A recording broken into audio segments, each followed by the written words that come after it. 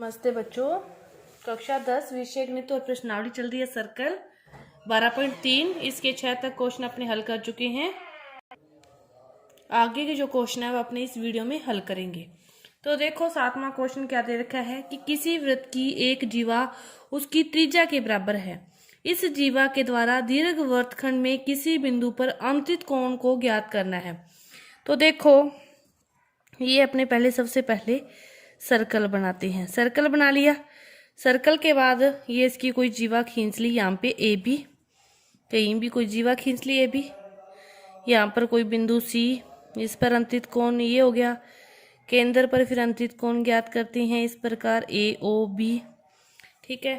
अब इसने कहा है कि दीर्घ वृत्तखंड पर अंतित कोण है, तो अपने यहाँ पे इसका कि ये कोई जीवा है और इसका दीर्घ वृत्तखंड पर अंतित कोण, तो एक यहाँ पे बिंदु जैसे ले लिया डी।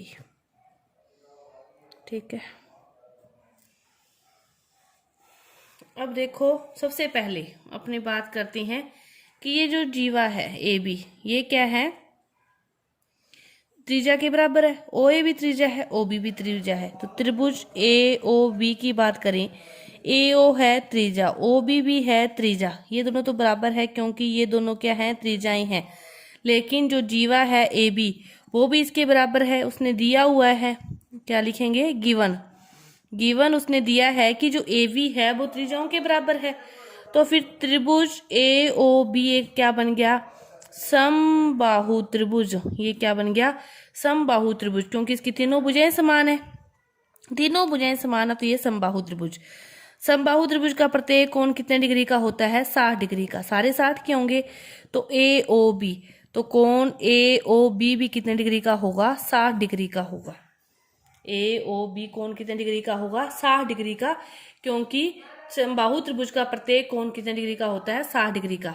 अब देखो 12.8 थ्योरम की बात करें अपने, तो जो ए ओ बी 60 डिग्री का है ये, तो फिर ए ओ सी की बात करें, ए सी बी की, कोण ए जो सी बी होता है वो क्या हो, कोण ए सी बी की वैल्यू क्या होती है, आधा होता है केंद्र के कोण का, आधा होता है। 12.8 थ्योरम यही कहती है।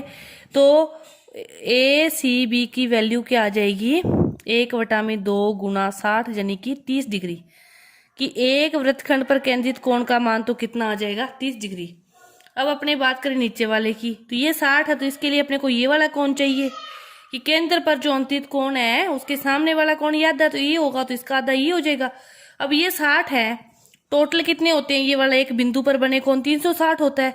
ये 60 है तो ऊपर वाला निकालेंगे, तो 360 में से 60 गया 300 की जो चाप है ए सी बी, चाप ए सी बी पर जो अंतित कोण है वो कितना आ गया, 300। ए सी बी पर अंतित कोण कितना आ गया, 300। अब ये 300 है तो ये इसका आधा होगा, कि ये उसी दूसरे तरीके से अपने इसको उल्टा करके देखें तो ये वाला कोण है तो इसका आधा फिर ये होगा, जब इसका आधा ये था तो इसका आधा ये होगा।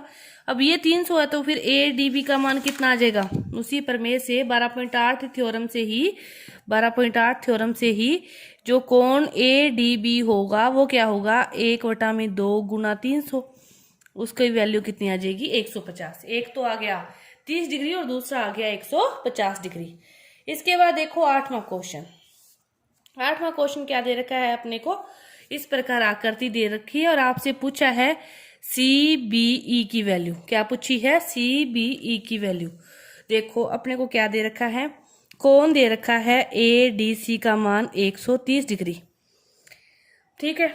जो जीवा है बी सी इक्वल दे रखी है बी ई के, जीवा दोनों इक्वल है, बी सी इक्वल है बी ई के, और ए बी सी डी क्या हो गया, फिर एक चक्रीय चतुर्भुज हो गया।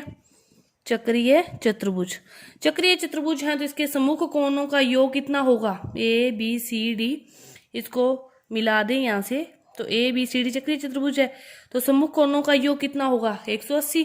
इसका इसके, तो बी और डी का कोण बी प्लस कोण डी का योग कितना होगा, 180।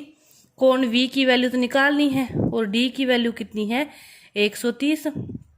180 बी को क्या लिख सकते हैं, ए बी सी भी तो लिख सकते हैं ना, ए बी सी, इसकी वैल्यू कितनी आ गई, 130। इसमें से गए तो कितना बच गया, 50। कितना बच गया 50। इसकी वैल्यू ये कितना आ गया 50। ठीक है, अब देखो अपने बात करें त्रिभुज CBE की, इसको भी मिला दें, इसकी बात करें इस त्रिभुज की, ये 50 है। यहाँ से ये देखो केंद्र है, केंद्र पर है, ये थोड़ा साइड में आ गया, तो ये बराबर है केंद्र के, ये इसकी त्रिज्या है, ये तो व्यास हो गया। अब ये जीवा है CB और ये जीवा है BE, ये दोनों जीवाएं बराबर है, और ये इसका उभयनिष्ठ है, ये दोनों बराबर है, ये उभयनिष्ठ है, तो फिर इसकी ये भी बराबर है, तो ये दोनों त्रिभुज सर्वांग सम हो गए।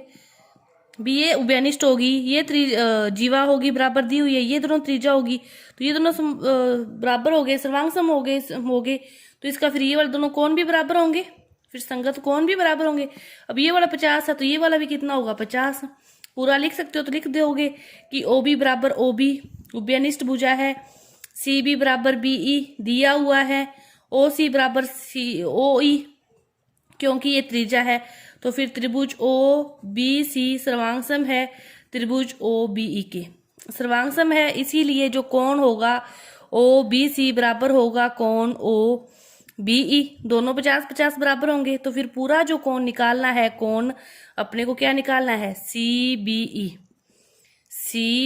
दोनों 50-50 है, तो फिर इन दोनों का क्या योग कर देंगे 50 + 50, पूरी कोण की वैल्यू कितनी आ गई 100 डिग्री।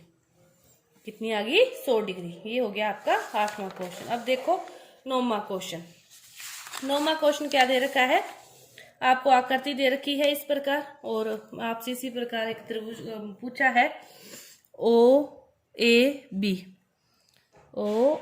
इसकी वैल्यू पूछी है, AOB की वैल्यू पूछी है, इसकी वैल्यू पूछी है, तो इसको पहले मिलाएंगे। ठीक है, अपने को क्या दे रखा है ACB, ये 40 दे रखा है, तो ये 40 दे रखा है, तो ये वाला इसका क्या होगा दुगुना, उसी पर में से 12.8 से जो कोण AOB आएगा वो 2 × 40 आ जाएगा, कितना आ जाएगा 80 डिग्री।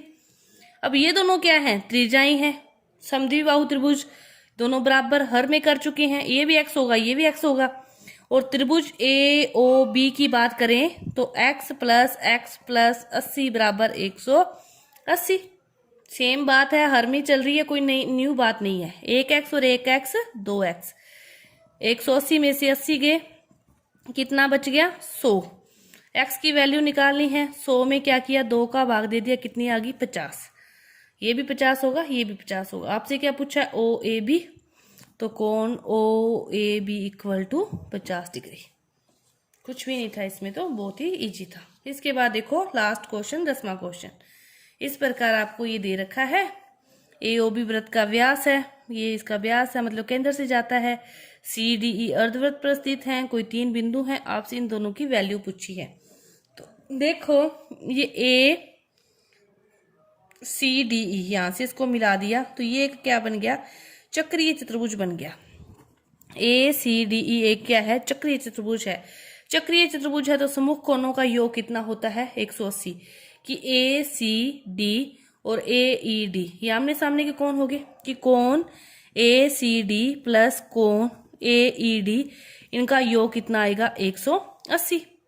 ठीक है, अब देखो जो AEB इसकी बात करें अपने AEB की, ये अर्धवृत्त है, अर्धवृत्त में बना कोण ये कितना होगा 90 डिग्री, कि जो कोण है AEB अर्धवृत्त में बना कोण क्या होता है समकोण होता है।